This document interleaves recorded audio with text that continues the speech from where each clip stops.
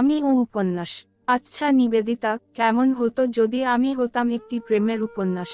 রাত জেগে কাঁথা মুড়ি দিয়ে ফোনের স্বল্প আলোতে আমাকে পড়তে, গভীর মনোযোগ দিয়ে পড়তে, মাঝখানের এক দুইটা লাইন বাদ দিয়ে অন্য লাইনে চলে যেতে, বেশ কিছু লাইন পড়ার পরে বুঝতে পারতে দুটো লাইন বাদ Subscribe now and press the bell icon. Never miss an update.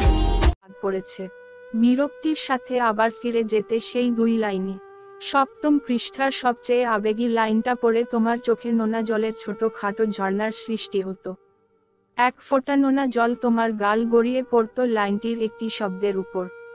তুমি জল মুছতে গিয়ে শব্দটাই মুছে দিতে।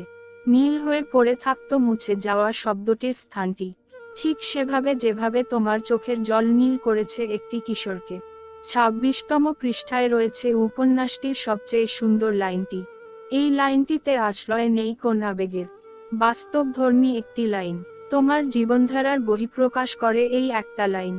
একটি কিশোরের দেওয়া হলদে রাঙা নোটবুকটায় যত্ন করে লিখে রাখতে লাইনটি। প্রত্যেকটি লাইন তুমি আঙ্গুল দিয়ে ছুঁয়ে ছুঁয়ে পড়তে। আমি অনুভব করতাম তোমার উষ্ণ স্পর্শ। ভালোই হতো যদি হতাম একটি উপন্যাস।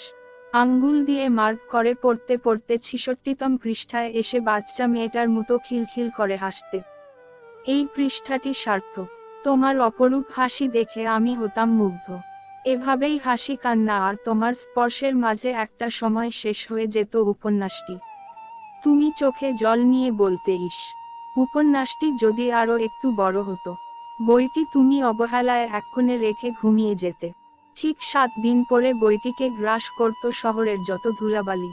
নীল স্থানের শব্দটি তেমনই রয়ে যাবে, যেমন রয়ে গেছে সেই কিশোর ছেলেটি।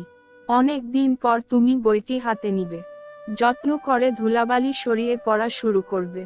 সপ্তম পৃষ্ঠার ৭ নম্বর লাইনের মুছে যাওয়া নীল শব্দটিতে এসে থেমে যাবে।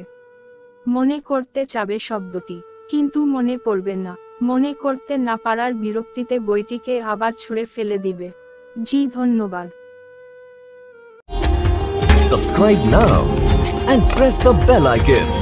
Never miss an update.